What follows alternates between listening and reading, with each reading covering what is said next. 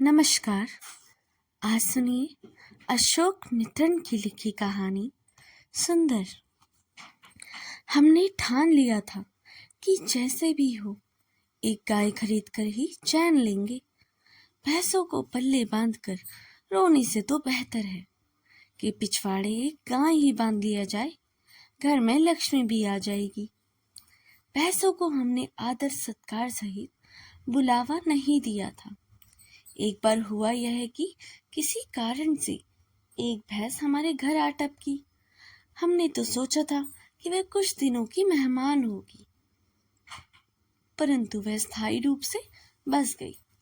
जब उसमें से दूध उत्पादकता की क्षमता सर्द हो गई, तब हमने दूध प्राप्ति हेतु एक और भैंस खरीद ली।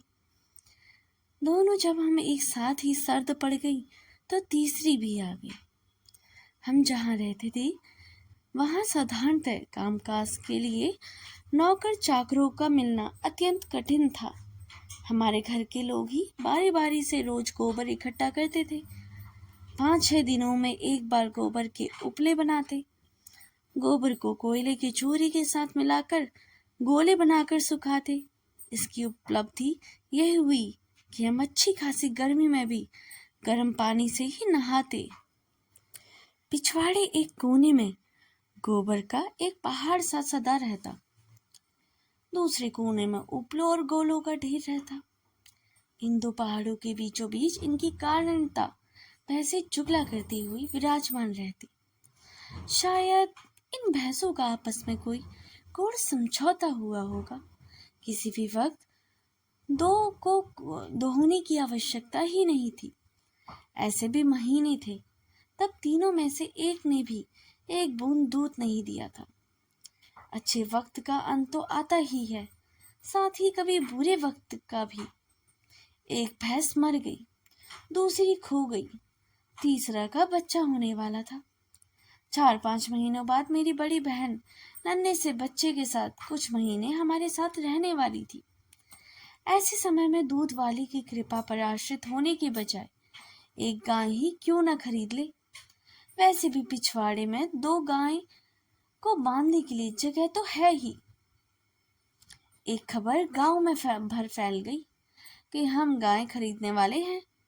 इस विषय में उन्हीं लोगों ने खूब दिलचस्पी दिखाई जिनका गाय से कोई लेना देना नहीं था। उनकी नोकझोंक से इतना खींच हुए गए कि सोचा गाय न खरीदें। दूसरी ओर यह भी निश्चय किया कि इनके लिए ही सही एक गाय घर में अवश्य लाएंगे। हम भी लगभग 15 गायों को देख चुके थे। पहली बार गर्भणियों हुई गाय से लेकर 8 बार जन्मदात्री की शोभा से मंडित एवं वृद्ध गाय तक। पहले मैं और पिताजी गाय को देखे जाते, फिर गाय का रंग, फिर उसकी सींग, पूंछ की लंबाई आदि बुनियादी मुद्दों का भी माँ को भिन्न भिन्न विवरण देते। माँ को पिताजी के सामर्थ्य का शंका थी, अतः कभी हम तीनों गाय देखने जाते। हमारे पहुंचने तक गाय को दूहा जा चुका होता।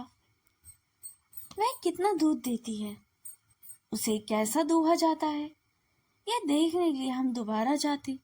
1-2 लोगों ने तो इतना भी भी दिया कि हम गाय को अपने पास 2 दिन रखने के पश्चात ही निर्णय ले। एक ने यह तक कहा, आधे पैसे अब दीजिए, आधे अगले महीने दे दीजिए। इन सभी को छोड़कर हम बाजार वाले पास वाले मारवाड़ी के घर में फौरन पूरे पैसे देकर एक गाय खरीद ले आए।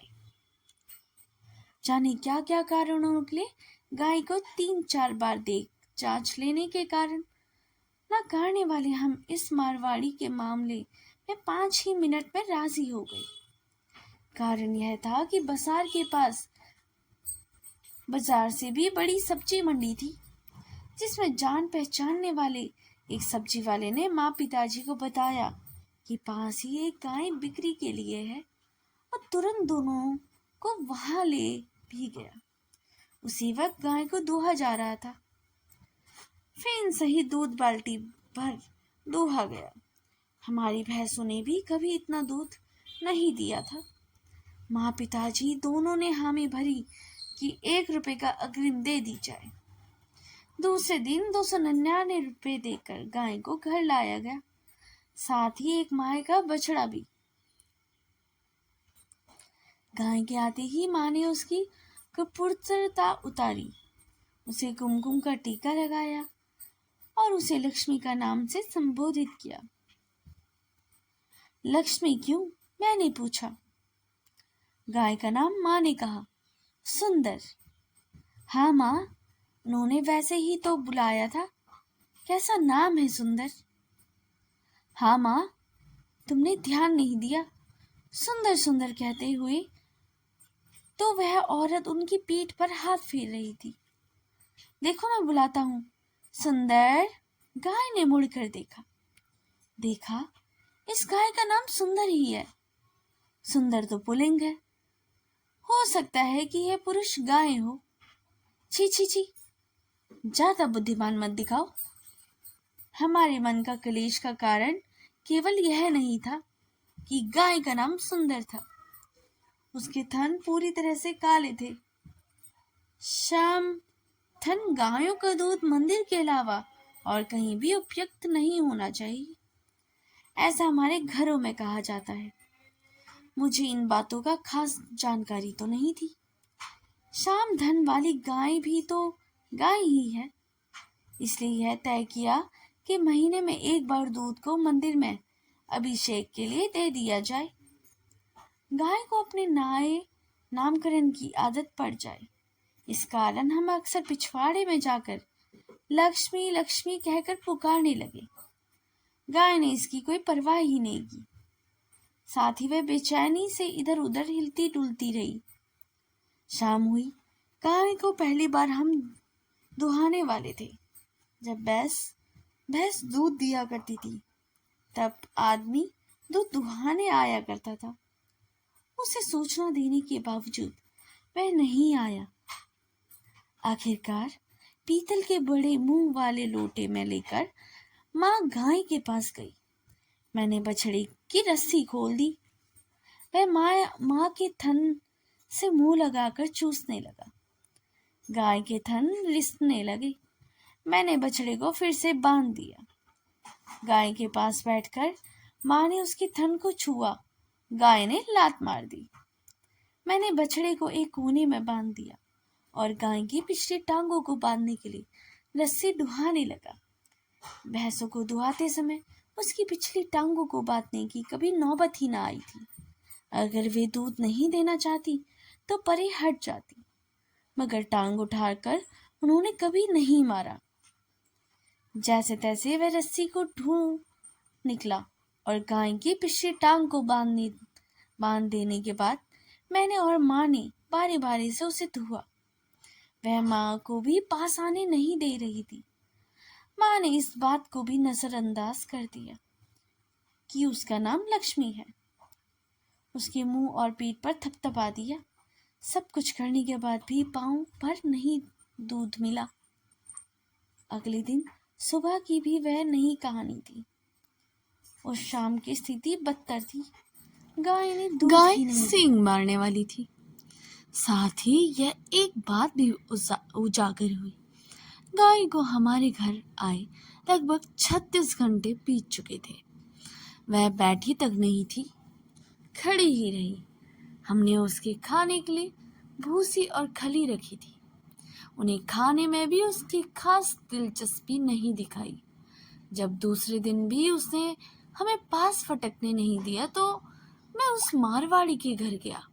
उस गली में सबके सब मारवाड़ी परिवार के ही थे। जैन धर्मावलंबी होने के कारण सूर्यास्त से पूर्व भोजन समाप्त कर बत्ती बुझा चुके थे। बुजुर्गों ने मुंह पर कपड़ा बांध रखा था।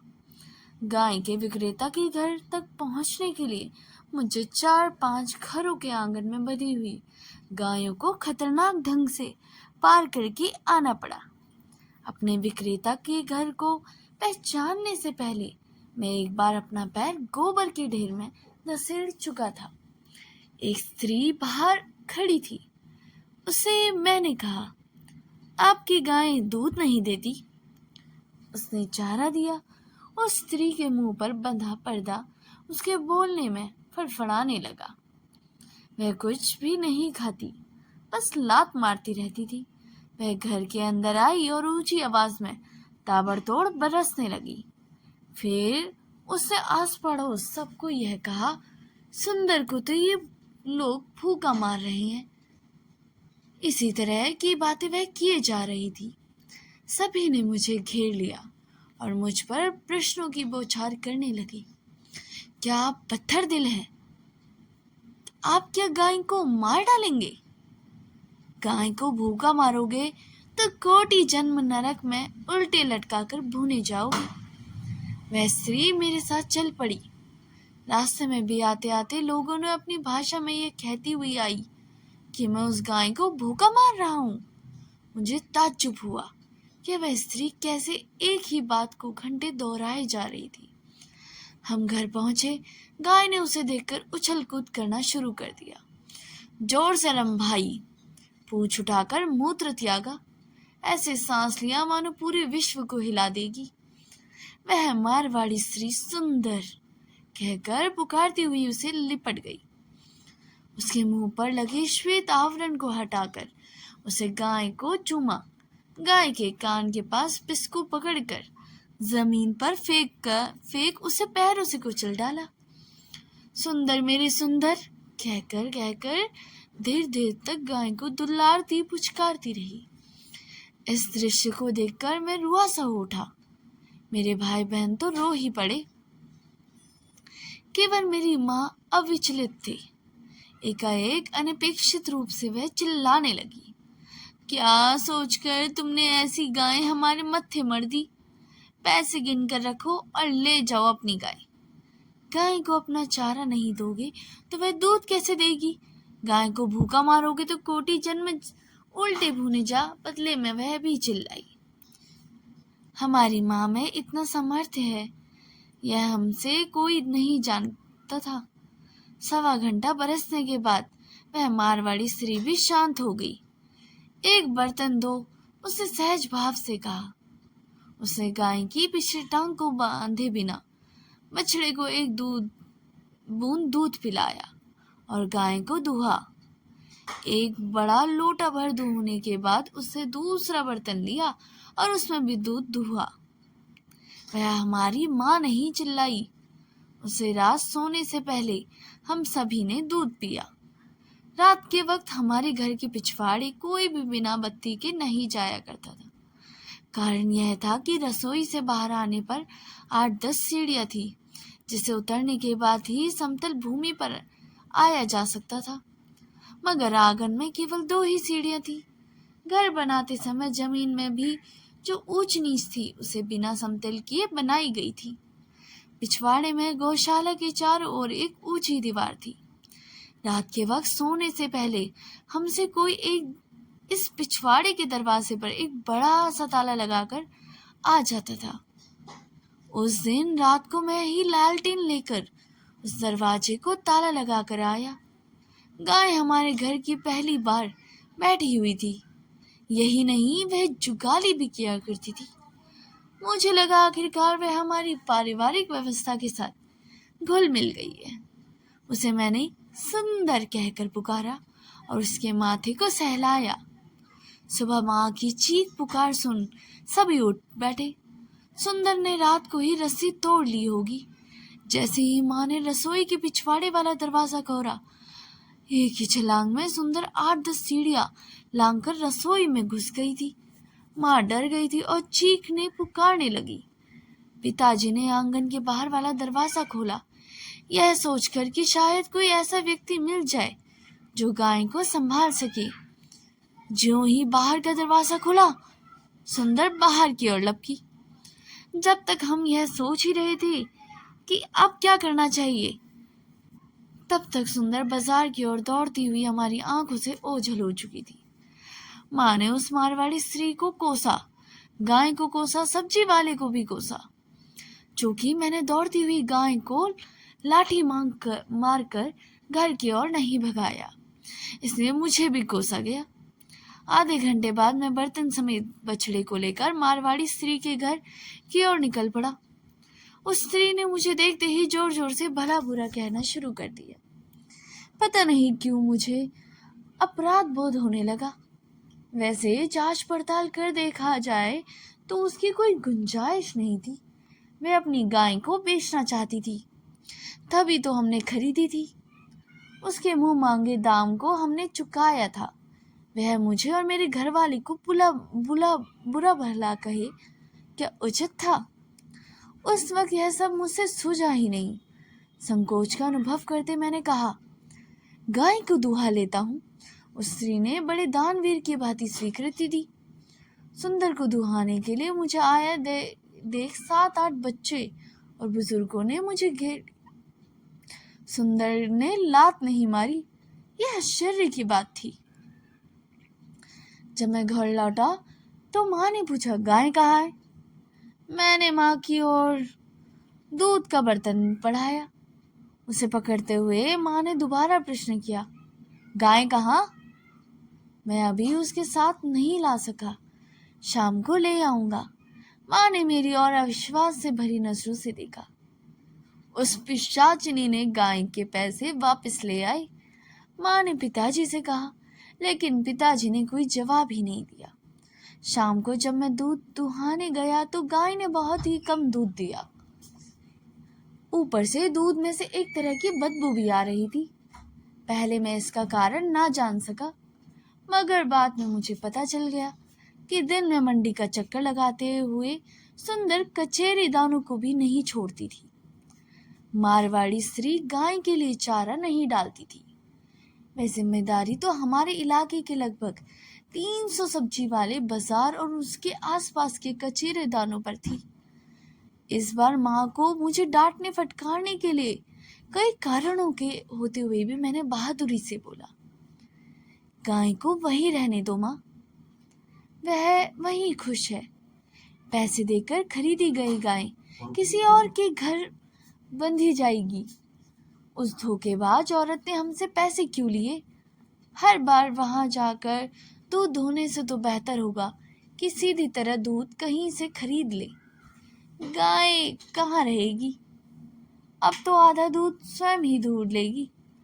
मगर जब मैं ये कहती कि पैसे लौटा दो और अपनी गाय को ले जाओ, तो वह बिना मुंह खोले ही भाग खड़ी होती थी। पिताजी ने इस गाय के विषय में दखल ही नहीं दिया। यह निश्चय किया कि अगले दिन मैं स्कूल से छुट्टी लेकर माँ के साथ जाकर सुंदर को घसीट लाऊंगा। सुंदर सवेरे सवेरे मैं जाकर गाय को दुहाया। अब भी बहुत कम ही दूध दिया। उस स्त्री ने कहा कि बछड़े ने दूध पी लिया था। दूध की बदबू असहनीय थी। दोपहर का खाना समाप्त होते ही माँ ने मुझे कहा, चल रे।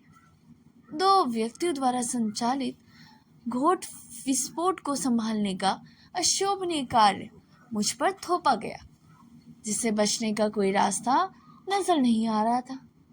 अतः मैं अर्धचेतनावस्थ में माँ के साथ दोपहर की कड़कड़ाती धूप में 1.5 मील की दूरी पर स्थित बाजार की ओर चल पड़ा। क्रोध का ऐसा विस्फोट हुआ कि सारा बाजार उस मारवाड़ी स्त्री के यहाँ जमा हो गया। यही कहा जा सकता कि 2 भाषाएं स्त्रियों की विशेष प्रयुक्तियों में समृद्ध हो तीव्र गति से विकासोन्मुख हो गई थी।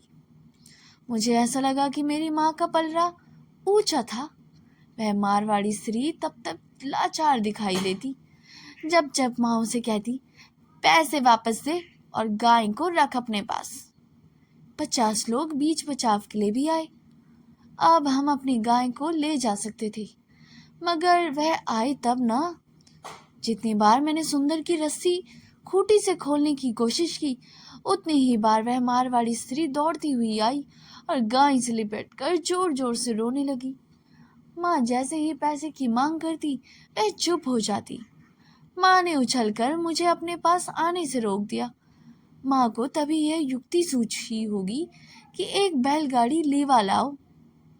उन्होंने मुझसे कहा, सुंदर को बैलगाड़ी में कैसे चढ़ाएंगे? मैंने पूछा। मैंने तुमसे कहा कि बैलगाड़ी ला और तुम मुझसे सवाल जवाब कर रहा है। माँ गर्जी और मैं बैलगाड़ी लेने चल पड़ा। बैलगाड़ी आने पर माँ उस पर बछड़े को लेकर बैठ गई। मुझे भी गाड़ी में बैठने को कहा। वहाँ के ही एक आदमी ने सुंदर की रस्सी खूंटी से खोलकर हाथ में पकड़ाने को कहा। माँ ने उस रस्सी को गाड़ी के पीछे बांध दिया और मैं उस क्षण का इंतजार कर रहा था कि जब सुंदर रस्सी तोड़कर भाग जाएगी, मगर सुंदर बैलगाड़ी के पीछे पीछे चलते हुए शांतिपूर्वक आ गई।